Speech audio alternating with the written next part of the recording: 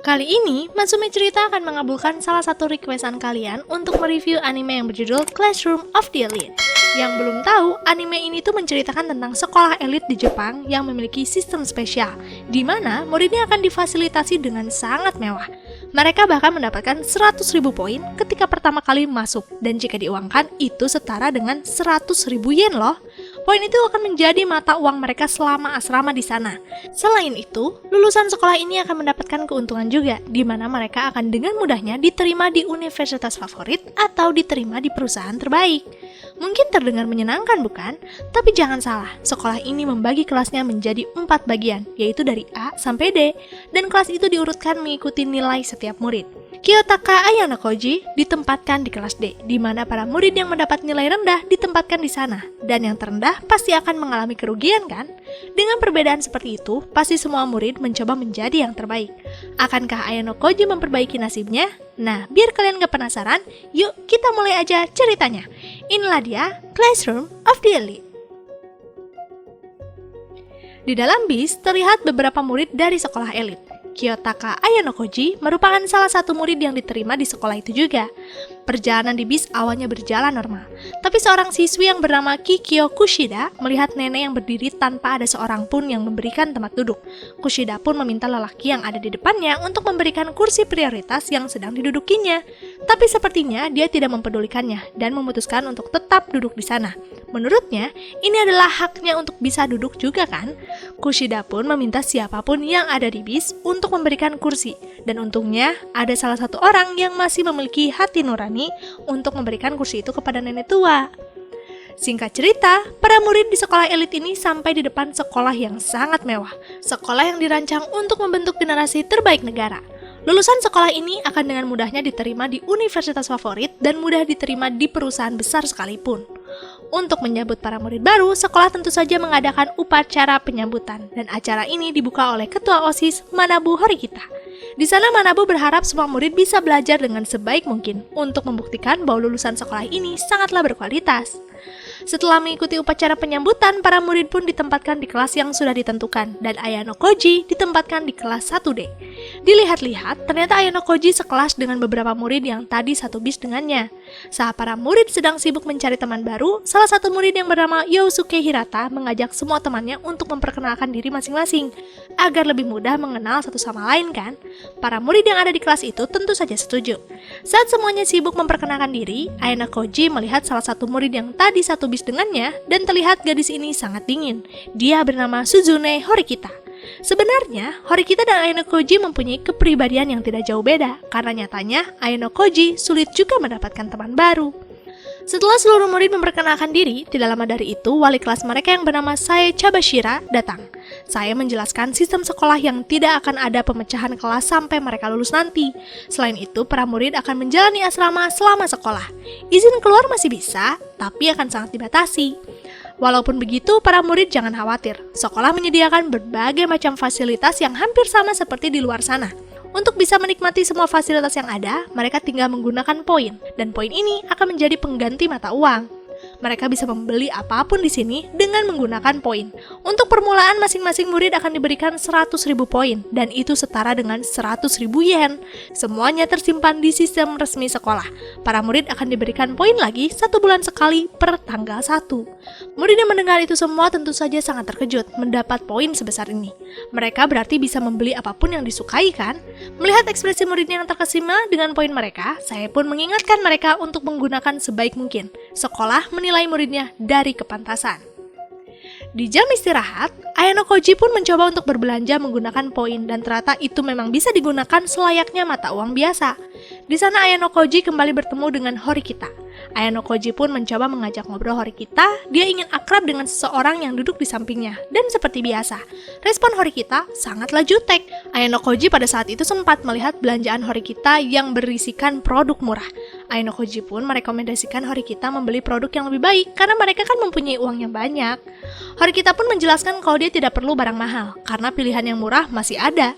Saat mereka berbincang, Horikita menemukan rak khusus barang gratis. Tertulis di sana, sebulan para murid boleh mengambil 3 produk gratis. Mereka berdua tentu saja heran kenapa ada rak seperti ini. Padahal setiap murid mendapatkan poin 100.000 poin kan setiap bulan.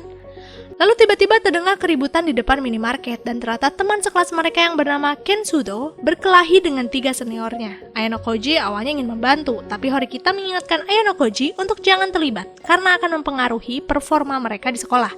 Berenah itu, Ayano Koji pun mendiamkan keributan yang ada di depannya ini. Di kelas, Ayano Koji tiba-tiba dipanggil oleh Kushida untuk keluar. Di sana Kushida menanyakan kepada Ayano Koji seberapa dekat dia dengan Horikita. Tentu saja, Ayano Koji menjawab kalau mereka tidak terlalu dekat. Kushida pun terheran-heran, karena sejauh ini Kushida melihat Horikita hanya berbicara dengan Ayano Koji saja, sedangkan yang lain tidak. Kushida pun meminta bantuan Ayano Koji untuk mempertemukan Kushida dengan Horikita. Kushida sangat ingin berteman dengan Horikita. Awalnya Ayano Koji menolaknya, tapi setelah melihat kesungguhan Kushida untuk berteman dengan Horikita, Ayano Koji pun mengiyakannya. Maka dari itu di jam pulang sekolah, Ayano Koji memberanikan diri meminta Horikita menemaninya pergi ke suatu tempat. Di sana Ayano Koji beralasan kalau dia malu jika pergi sendirian. Tempat yang akan didatangi dominannya perempuan. Untungnya suasana hati Horikita sedang baik, sehingga dia pun mau menemani Ayano Koji. Mereka pun sampai di sebuah kafe dan terlihat memang tempat ini didominasi perempuan. Saat mereka mulai duduk, tiba-tiba muncul Kushida yang menyapa. Horikita pun berdiri, dia merasa tugasnya selesai karena sekarang Ayano Koji bisa ditemani Kushida. Selain itu, Horikita merasa pertemuan ini pasti sengaja dilakukan. Horikita tidak nyaman dengan kehadiran Kushida. Dengan wajah sedih, Kushida pun menjelaskan kalau dia sebenarnya ingin berteman dengan Horikita. Mendengar ucapan itu, Horikita menekankan kalau dia ingin dibiarkan sendiri. Horikita sudah biasa seperti ini sejak dulu, jadi jangan khawatir akan hal itu. Setelah mengatakan itu semua, Horikita pun meninggalkan mereka berdua begitu saja. Hari demi hari terlihat para murid menikmati fasilitas yang ada di sana. Mereka menggunakan poin yang mereka miliki sepuasnya. Bahkan para pengajar di sekolah ini sangat santai, terbukti dari cueknya mereka ketika para murid tertidur di kelas, mengobrol, atau bahkan telat masuk kelas. Tidak ada teguran sama sekali. Ayano Koji merasa kalau sekolah ini terlalu memanjakan murid-muridnya. Singkat cerita, para murid sedang menunggu penambahan poin bulanan dan sampai saat ini yang ada di kelas D belum menerima 1 poin pun. Maka dari itu salah satu dari mereka menanyakan hal itu kepada Sae tentang keterlambatan pemberian poin. Sae pun tersenyum. Dia menjelaskan kalau semua murid sudah dibagikan poinnya. Kenapa kelas ini tidak mendapatkan poin? Ya, karena dilihat dari performa mereka selama belajar. Kelas ini ternyata terlalu banyak keterlambatan dan alfa.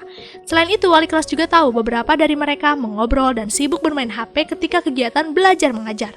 Sekolah tidak mungkin memberikan 100.000 poin dengan mudah kepada anak SMA seperti mereka. Pasti ada syarat kan? Saya sudah menjelaskan sejak awal kalau sekolah akan menilai seberapa pantas mereka di sini. Saya pun menjelaskan lebih rinci tentang adanya sistem S di sekolah ini, yaitu sistem untuk menilai muridnya secara langsung dan dinyatakan dalam angka. Terlihat dari 4 kelas yang ada, memang kelas D yang tidak mendapatkan poin kelas di bulan ini. Apa itu poin kelas? Jadi poin kelas ini yang akan menentukan seberapa poin yang akan mereka dapatkan secara pribadi. 1 poin kelas sama dengan 100 poin pribadi. Ketika mereka masuk pertama kali, sekolah memberikan masing-masing 1000 poin kelas, dan di bulan ini kelas D tidak mendapatkan apapun. Tapi mereka tidak perlu berkecil hati, karena sekolah memberi kesempatan untuk kelas D menaikkan poin. Mereka bahkan bisa berubah menjadi kelas C, asalkan menyusul poin dari kelas C. Mulai dari sekarang, mereka harus fokus kepada poin itu. Kesempatan mereka ada pada ujian tengah semester nanti. Berdasarkan nilai ujian, mereka ada kemungkinan mendapat 100 poin. Tapi saya masih khawatir mereka akan sulit mendapatkannya, karena dilihat dari ujian sebelumnya, nilai mereka benar-benar buruk.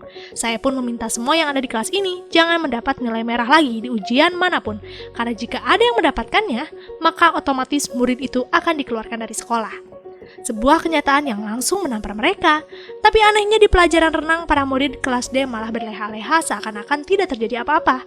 Hanya Ayano Koji dan Horikita yang masih memikirkan nasib mereka untuk bisa mendapat poin kelas. Dari informasi yang didapatkan, Ayano Koji mendengar kalau poin bisa didapatkan juga dari keinginan murid untuk merubah sikapnya dan mendapatkan nilai yang terbaik tentunya. Selain itu ada hal mengejutkan lainnya tentang tiket emas universitas setelah mereka lulus. Ternyata yang bisa merasakan hal itu hanya mereka yang memiliki nilai baik, minimal mereka harus berada di kelas C. Di jam istirahat, Horikita tiba-tiba mengajak Ayano Koji makan siang bersama. Dia bahkan mentraktir Ayano Koji makanan yang sangat mahal. Tentu saja hal itu cukup mencurigakan, maka dari itu Ayano Koji langsung menanyakan alasan Horikita seperti ini. Horikita pun akhirnya menjelaskan tujuannya, yaitu ingin meminta bantuan Ayano Koji mengajak Sudo, Yamauchi, dan Ike belajar bersama. karena mereka adalah murid yang mendapat nilai terendah. Selain itu, mereka bertiga sudah menolak ajakan Yosuke untuk masuk kelompok belajar. Horikita berharap mereka bertiga mau bergabung di kelompok belajarnya. Horikita melakukan ini semua karena dia ingin kelas mendapatkan poin. Jika mereka bertiga mendapat nilai merah lagi, maka itu sama saja dengan menghancurkan lagi kelas D. Horikita memiliki obsesi untuk bisa naik level. Dia bahkan mengincar masuk kelas A. Horikita pun memberikan nomor teleponnya kepada Ayano Koji agar mereka berdua bisa berkomunikasi tentang kelompok belajar ini. Ayano Koji mau tidak mau jadi harus menjalankan misi ini, tapi sepertinya hal itu tidak mudah. Ayano Koji langsung dapat penolakan begitu saja dari mereka bertiga. Di tengah rasa putus asa, Ayano Koji tiba-tiba teringat dengan Kushida. Kushida sangat mudah untuk berteman kan? Siapa tahu dia bisa membujuk mereka bertiga. Ayano Koji langsung menelpon Kushida menggunakan telepon internal karena dia tidak memiliki nomor handphone Kushida. Untungnya setelah mendengar penjelasan Ayano Koji, Kushida langsung menyetujuinya. Tapi Kushida berharap dia juga bisa bergabung. Kushida masih ingin berteman dengan Horikita.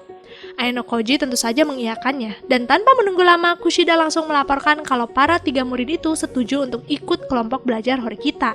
Mendengar kabar baik, Ayano Koji tentu saja melaporkannya kepada Horikita, termasuk bergabungnya Kushida dengan mereka. Tapi nyatanya Horikita masih tidak ingin ada Kushida di kelompok belajarnya. Ayano Koji sebenarnya sudah membujuk beberapa kali. Sayangnya pendirian Horikita ini sangat kuat. Sehingga dengan berat hati, Ayano Koji pun memberitahu tentang penolakan Horikita kepada Kushida. Untungnya Kushida tidak tersinggung. Dia bahkan akan berusaha dengan caranya sendiri saja. Kushida akan tetap mendatangi kelompok belajar Horikita. Singkat cerita, di perpustakaan kelompok belajar Horikita ternyata tidak berjalan dengan lancar. Sudo tersinggung dengan kalimat Horikita yang menghina Sudo karena tidak bisa menyelesaikan soal sederhana. Dan tentu saja, dari keributan itu membuat Sudo jadi tidak ingin bergabung dengan kelompok belajar Horikita. Yamauchi dan Ike malah mengikuti jejak Sudo untuk mundur dari kelompok ini. Melihat mereka bertiga pergi, Horikita pun memutuskan untuk tidak peduli lagi dengan nilai mereka. Mungkin dikeluarkan adalah cara yang terbaik untuk mereka bertiga. Kushida pun memberitahu Horikita untuk jangan khawatir. Kushida akan mencoba cara lain memperbaiki nilai mereka. Kushida tidak ingin berpisah dengan teman sekelasnya secepat itu. Mendengar ucapan Kushida, Horikita pun menanyakan alasan Kushida tetap datang ke sini. Apakah Kushida sengaja melakukannya agar terlihat menjadi malaikat penyelamat dengan mengambil alih peran Horikita? Tentu saja perkataan itu sangat menusuk hati Kushida, sehingga dia pun meninggalkan perpustakaan dengan perasaan sedih. Di malam hari, Ayano Koji berniat membeli minuman, tapi dia tidak sengaja mendengar 2 orang yang sedang berdebat, dan saat diintip, ternyata itu Horikita dan ketua OSIS. Ayano Koji pun memutuskan untuk menguping pembicaraan mereka, dan di sana terungkap kalau ketua OSIS adalah kakak Horikita. Terlihat mereka ini ternyata tidak akur. Manabu kecewa dan merasa malu melihat adiknya yang berada di kelas D. Tentu saja di sana Horikita menjelaskan kalau dia akan berusaha sekuat mungkin untuk bisa mencapai kelas A. Dengan penuh amarah, Manabu mengatakan kalau hal itu sangat mustahil. Horikita terlalu banyak kelemahannya.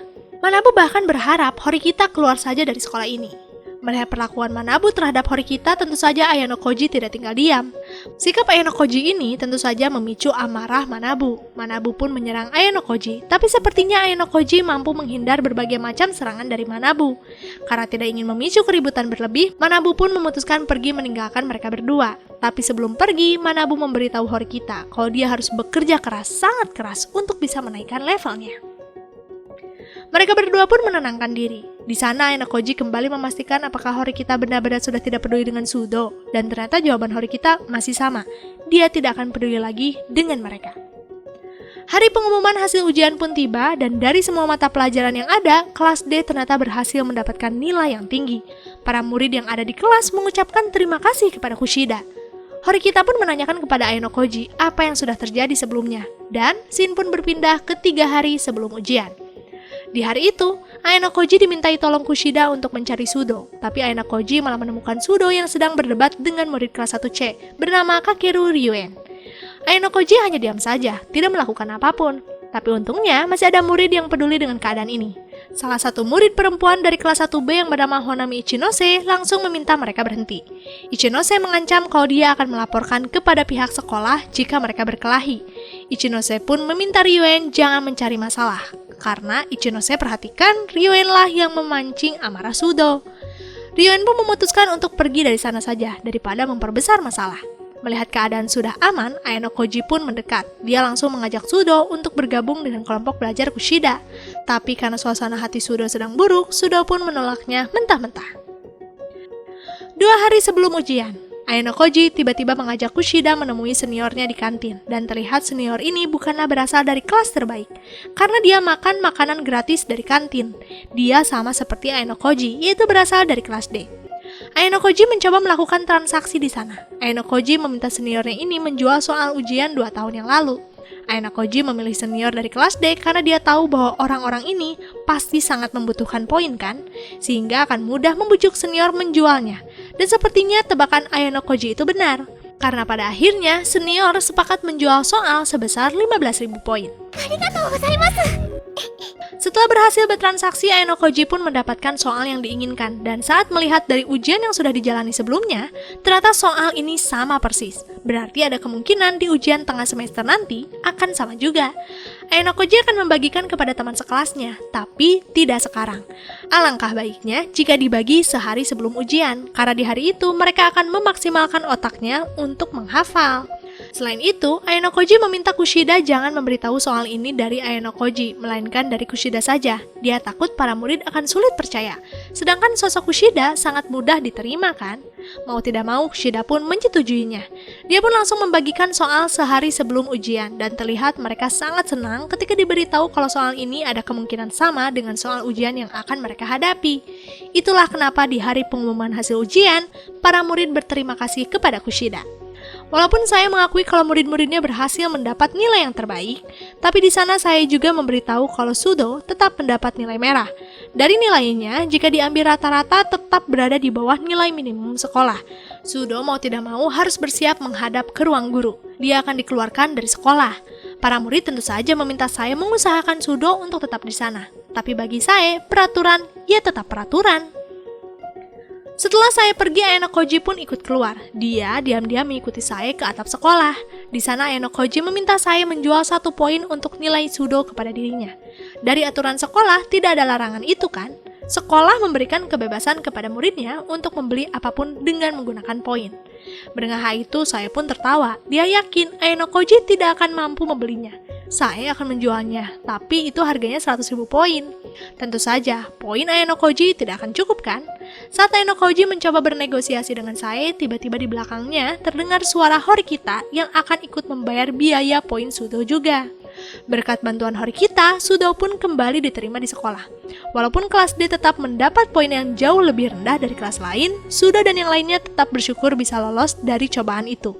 Ayano Koji dan Horikita memutuskan menyembunyikan transaksi dengan saya, sehingga Ayano Koji menjelaskan kalau itu semua berkat bantuan Horikita. Horikita berdebat dengan para guru sampai-sampai para guru tidak bisa melawan argumennya. Mengetahui Horikita ternyata mempunyai kepedulian yang besar, Sudo, Yamauchi, dan Ike memuji Horikita. Mereka benar-benar berterima kasih kepada Horikita. Rasa kagum dari para murid laki-laki ternyata cukup membuat Kushida cemburu. Lalu saat para murid meninggalkan kamar, Ayano Koji menemukan handphone Kushida yang tertinggal, dan saat beralih keluar, kebetulan Kushida masih terlihat. Tapi anehnya saat diikuti, Kushida tidak kembali ke kamarnya. Dia pergi ke taman. Di sana Kushida terlihat meluapkan amarahnya. Dia benar-benar cemburu kepada Horikita. Bahkan Kushida tidak seperti biasanya. Dia cukup menakutkan. Ayano Koji yang melihat hal itu tentu saja terkejut, dan sialnya keberadaan Ayano Koji disadari Kushida. Kushida pun meminta Ayano Koji jangan memberitahu siapapun tentang apa yang dia lihat tadi. Kushida bahkan mengancam Ayano Koji kalau dia akan melaporkan Ayano Koji atas tuduhan pelecehan. Jika Ayano Koji berani-berani berbicara kepada siapapun. Untuk mempererat bukti, Kushida sengaja menarik tangan Ayano Koji, membuat seakan-akan Ayano Koji menyentuh payudara Kushida. Di baju Kushida, kini ada sidik jari Ayano Koji. Dengan santainya, Ayano Koji pun mengiyakan dan meminta Kushida sekarang untuk melepaskan tangannya. Mendengar jawaban Ayano Koji, dengan mudahnya Kushida kembali menjadi gadis imut yang baik hati. Entah yang mana sikap Kushida yang sebenarnya.